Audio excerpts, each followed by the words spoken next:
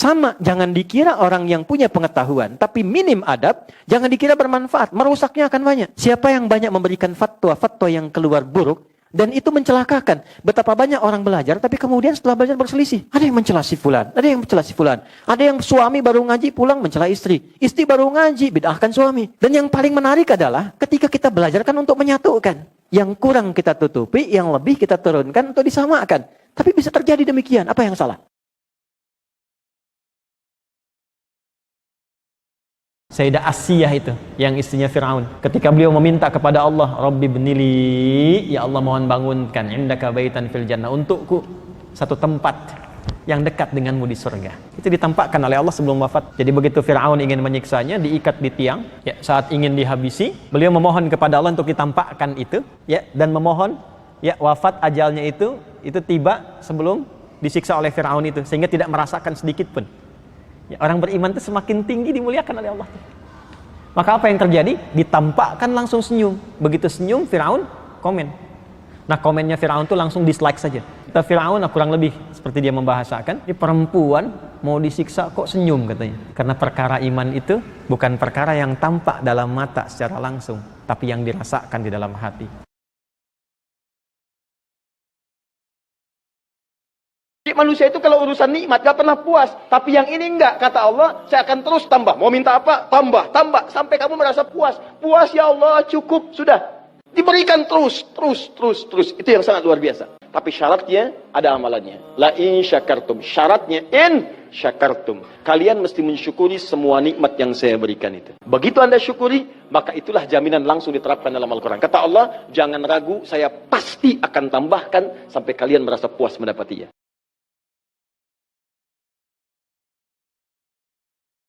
Kenapa adab didahulukan sebelum ilmu? Adab itu sikap moral yang membimbing kita untuk berperilaku baik. Kalau orang berilmu, adabnya belum baik, moralnya belum baik, maka dia akan berbuat perilaku yang buruk, yang damage-nya lebih besar dibandingkan dengan orang yang belum punya ilmu. Orang korupsi kalau pintar, ngambilnya banyak. Dahulukan pelajaran adab dengan babnya sebelum masuk kepada ilmu-ilmu pokoknya. Apa di antara contohnya? Imam An-Nawawi itu menulis kitab Riyadhus Shalihin 1896 hadis. Sebelumnya Al-Arba'in 42 hadis. Lalu Syarah Sahih Muslim 9 jilid Sahih Muslim. Tapi kitab yang pertama ditulis apa? Tibyan fi adab hamalatil Quran. Bagaimana ahli Al-Quran itu punya adab dalam mengajar dan dalam belajar. Anda lihat di antara bab pertamanya, wala yata'allamu illa mimman kamulat ahliyatuhu. Tidaklah seorang murid belajar kecuali kepada guru satu yang pakar di bidangnya. Jangan sampai ini mengundang belajar hadis tapi pada orang yang tidak tahu hadis. Kalau gurunya pakam fikih, fikih saja. Gurunya tafsir, tafsir saja. Jangan diminta guru tafsir ngajar fikih. Salah. Yang kedua apa? Wa kamulat akhlaquhu. Akhlaknya baik. Jangan sampai memang pintar, tapi maaf, membencinya banyak. Kasar kata-katanya. Sehingga muridnya keluar pintar nas, tapi pintar juga kekasarannya. Pintar juga mencela orangnya. Itu kata Imam Nawawi nggak berkah ilmunya.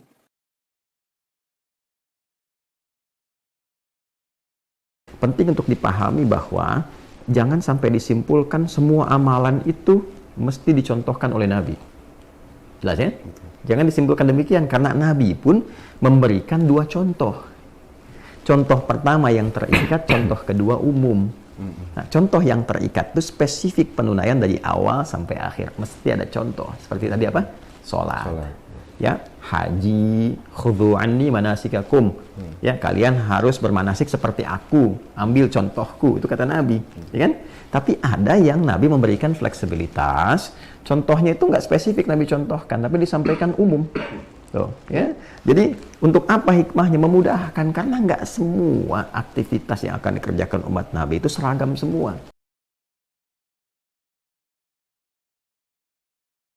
Banyak orang yang bolak-balik berangkat gelap, pulang gelap lagi hanya untuk mendapatkan materi. Padahal kata Allah caranya gampang. Kamu amalkan yang ini dapat. Ngapain kamu susah-susah? Kalau bisa yang gampang, kenapa kamu memilih yang susah? Kalau bisa dipermudah, kenapa dipersulit? Kalau bisa yang halal, kenapa cari yang haram? Maka rumus cepat yang pertama adalah la in syakartum la azidannakum. Dan yang paling hebat, ada orang yang sampai di dunianya, ke kuburnya, sampai ke akhirat, terus diberikan oleh Allah rizki melimpah. Allahu Akbar. Caranya apa? Ini kuncinya. Syakartum. Ini amalannya. Syukur. Jadi manusia itu kalau urusan nikmat gak pernah puas. Tapi yang ini enggak. Kata Allah, saya akan terus tambah. Mau minta apa? Tambah, tambah. Sampai kamu merasa puas. Puas ya Allah, cukup. Sudah.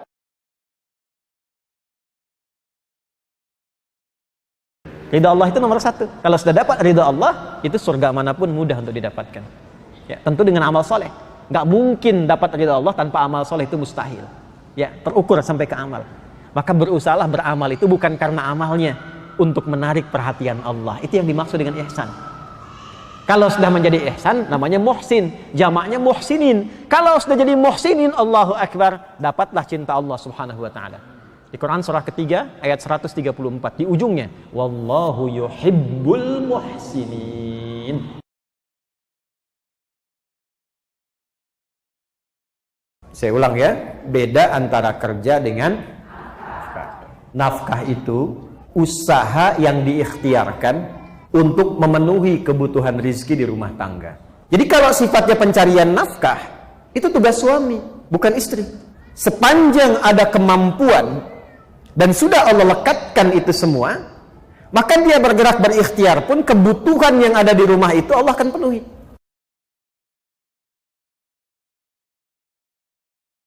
La u'titahu. Tidaklah engkau membaca satu huruf pun dari dua surah itu, Al-Fatihah dan Al-Baqarah, khususnya yang terakhirnya, dua ayat terakhir itu, illa mu'titahu, kecuali kalau engkau kemudian berharap sesuatu, berdoa minta sesuatu, setelah itu berpotensi dikabul kalau benar berdoanya, ya.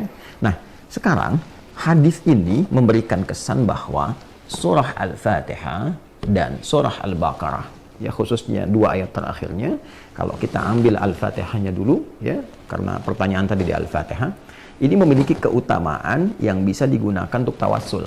Tawassul itu menjadikan amal soleh sebagai perangkat yang kita mohonkan dengan amal soleh itu kepada Allah untuk mengabulkan doa atau memudahkan apa yang akan kita kerjakan atau menggapai apa yang kita harapkan.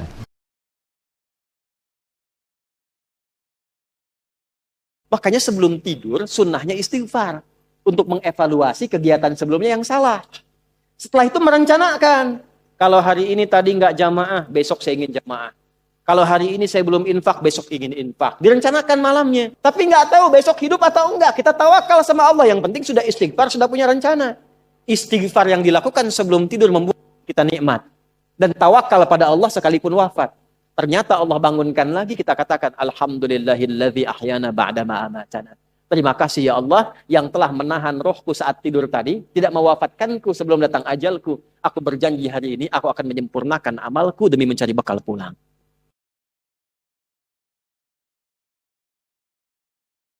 Ya Allah, terima kasih. Engkau berikan kesempatan aku di hari ini menjalani kehidupan. Walaupun mungkin dalam tidur tadi, engkau bisa wafatkan kalau tiba ajalku. Tapi aku diberi kesempatan hidup saat ini sampai dengan ajalku. Maka aku berjanji ya Allah, sekarang aku akan mencari bekal supaya persiapan untuk pulang menghadapmu. Itulah wa ilaihin nusyur maknanya.